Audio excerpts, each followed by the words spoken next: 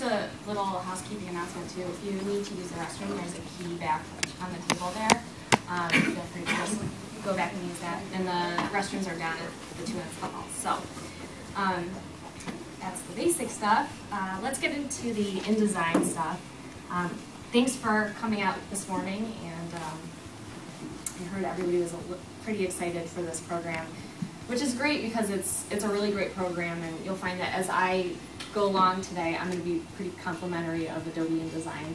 I think especially as it stacks up against other word processing programs, it's excellent, and it offers you the most control of any of those programs as far as setting up page layouts.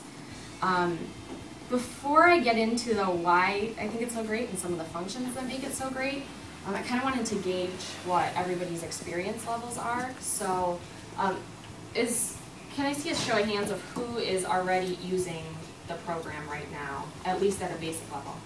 Okay, so most everybody at least has it and is in it, using it. Would anybody say that they're a pretty, like an advanced user? Okay. And has anybody ever just not even used the program, not opened it up? Okay. I saw your hand up twice. I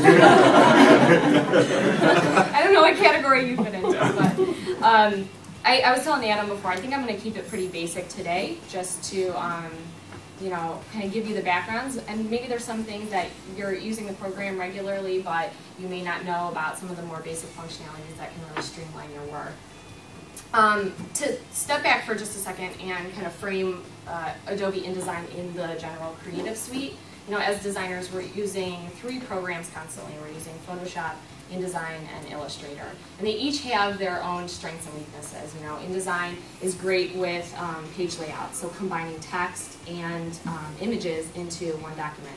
And it's also great with multi-pages. So you can be managing a document that is 50, 100, 200 pages long, a full book, and it really helps. It has a lot of functions that help you to streamline your work process as you're going along with it.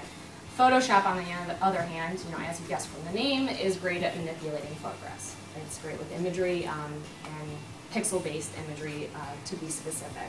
And then Illustrator, on the other hand, is what we would use for, say, a logo. So you're working with point-based and shape-based artwork, or what we call vector artwork. So those are the 2 other programs in the Creative Suite, but of course we're going to focus on InDesign today.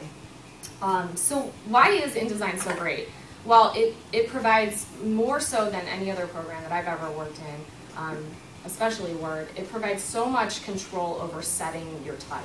So you can control everything down to the character, to the line spacing, to the paragraph spacing, so many different little kind of details that really end up making your document look that much better. The other thing that it does is it has this kind of packaging or containing kind of interface.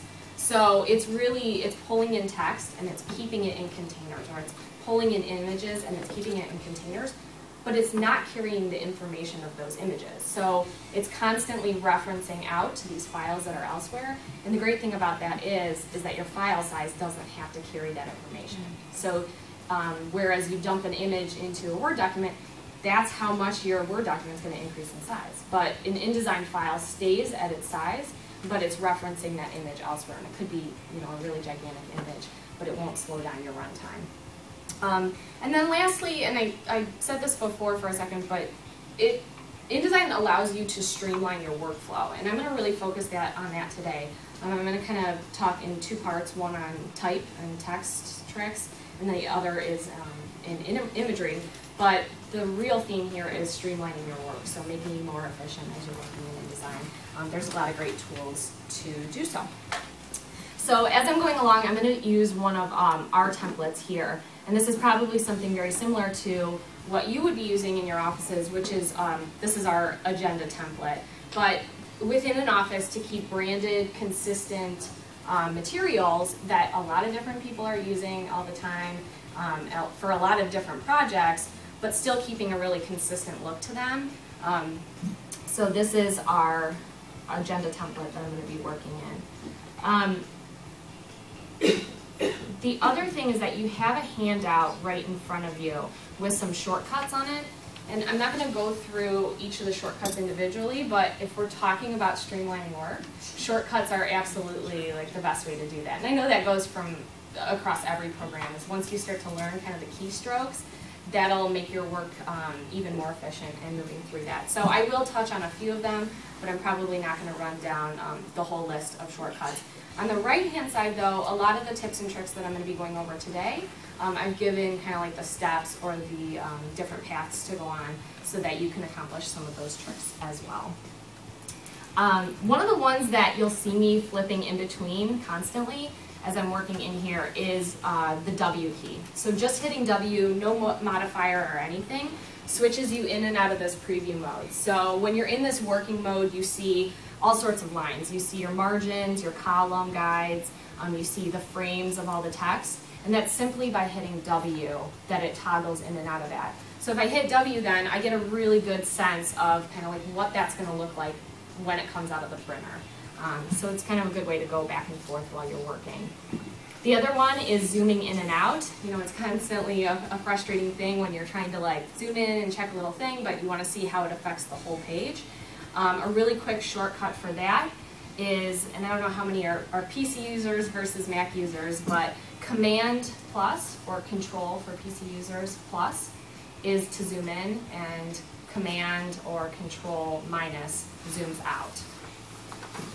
The other thing that you can do as far as zooming goes is you can just hit the Z key and it pulls up the zoom tool, and you can click and drag a window over where you want to specifically zoom in. So it allows you to kind of move in and out of those different modes. So zooming is another big one that I would say get used to using as you're moving along. So, you know, every time that you start with a new document, unless you're opening a template like this that's already set up, you're going to always have to go through your new document dialog, which is File, New, Document. And in this document, or in this dialog, you're going to be choosing all the sorts of things like, you know, how many pages? Is it going to be left and right page? So set up like a spread, you know, like a booklet. So you would have your left page or your right page. And that's what this Facing Pages button is. But you're also kind of setting up your guidelines on your page. So you have your columns, your margins, the things that are really going to keep it orderly. And if there's one thing that designers are a little obsessed with, it's keeping things very orderly on a page. So we set up a column, we're going to stick to that column. And it's just kind of a rigid rule, but it also keeps some order on your page and it keeps it looking pretty nice. A lot of these things, after you hit OK and you have a document going, you can always go back into your file, document setup and edit. But the one thing you can't go back in there and edit anymore is your columns and margins. Those are somewhere else, which can be a little bit confusing if you're trying to go back and edit that. I think it's a really hard thing, you know, until you actually get in the document and you start putting some stuff in and seeing how it fits. It's hard to say what your margins and columns are actually going to be unless they're dictated by your printer or something like that. So to go back and edit your margins and columns, you want to go to Layout and down to Margins and Columns, and then you can go in and edit what size each of those elements are within your document. So some of the general page things, and just as you know, I know a lot of you are in here using it, but as I'm talking, we have our tools on the left, our palettes on the right. The Pages palette is one that you'll really want to get to know. So in your Pages palette, you have a lot of quick options for adding more pages, deleting pages, moving pages around. It's really, really flexible. But at the top of your Pages palette is what's really important. And these are called your master pages. So master pages you can think of as templates. These are the things that are almost like fixed objects that you can be applying to your pages, whether it's a fixed graphic background, it's the location of text boxes, even a page number. That's something that Erica is actually going to share as we go across the hall, is how to use your master pages to apply an automatic page number to your whole document. So in the master pages, if you double click, so it's divided top half master pages, bottom half is your working pages, or actually your document. So the top half are your master pages, and you can see here that we have a couple of elements on our first page, our cover template in our master page. So if I go back to my working page by double clicking on it, you can see that I can't select any of this blue outline. It's locked, it's fixed. I can't do anything to it. And I can also tell because it has a dotted outline to it rather than the solid frame outline, which means that it's a master page element. So I can't really do anything with it, which when you're working in an office with a lot of different people working on stuff at once is actually a really great thing because, you know, people can't move things around that shouldn't be moved around. If, though, you wanted to go in and edit what is in your master page, you simply double click on it and then you can go in and you can grab these elements and move them around. The other great thing about that is that I'm doing it once. I'm not going back and changing something on every page, page by page. I'm just making one change, automatically applies to all the pages. Great, done. As I mentioned, changing the margins and columns, you'll probably always want to do this on your master pages. Because if you think about that, margins and columns are something that are going to be consistent throughout your whole document. You probably don't want to go page by page and change your margins and columns, which if you're on a working page, it's going to do. So you want to make sure that if you're changing your margins and columns, you're actually doing that up in your master pages. The other way that you can tell what master is applied to your document, you can see that little A there on the preview page. That means that this A master, which is the name of it, is being applied to that first page. If I create a new page by clicking on the new page button, in the working pages, if I click to add a new page, you can see that it automatically applied that same A master to it again. But this time, because I'm working on an interior page or a second page, I want to apply that B interior master to it.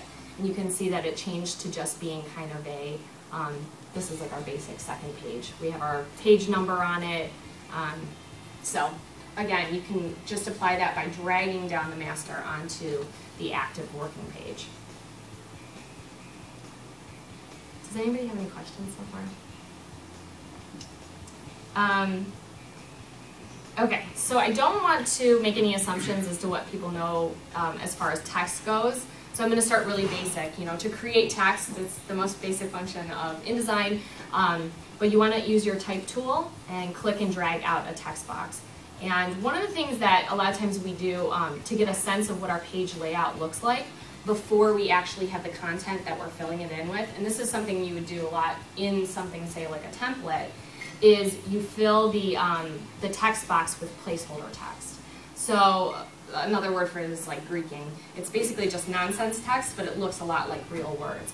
So I created this new text box, which I snapped to the margins that I had set up.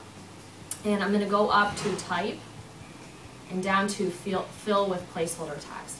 And you can see that InDesign just automatically generated sort of like nonsense text. But the great thing about it then is I can go in and I can start formatting it so it actually looks like something real, and I can get a sense of what that page is going to look like. So again, that you can do that by going up to Type and then down to Fill with Placeholder Text. And I think that's on your handout as well. I have a question. Yeah. I don't know if this is basic or not, but when you were talking about the master pages and using text boxes, can you not write in text box once you are into the like actual page? Not when you're like, you created the template and now you're working in the actual document. Can you not actually access that text box, or do you just use it more as like a placeholder? You use it as a placeholder, but you can unlock the text box on your working page. The shortcut for it, though, is actually really kind of cumbersome. So I think the point is that they make it hard to unlock the objects.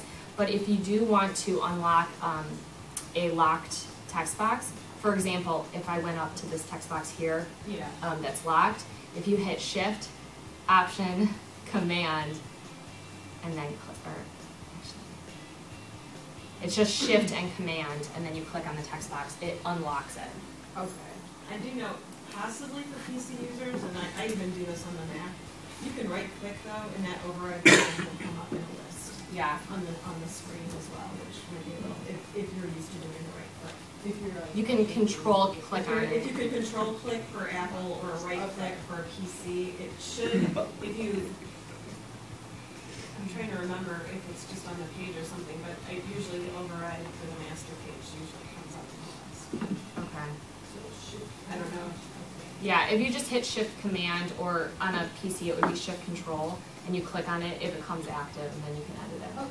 And will that change the master, or just, It will not change the master, okay. but if you change something on the master, it won't update that object automatically, because you've made it active.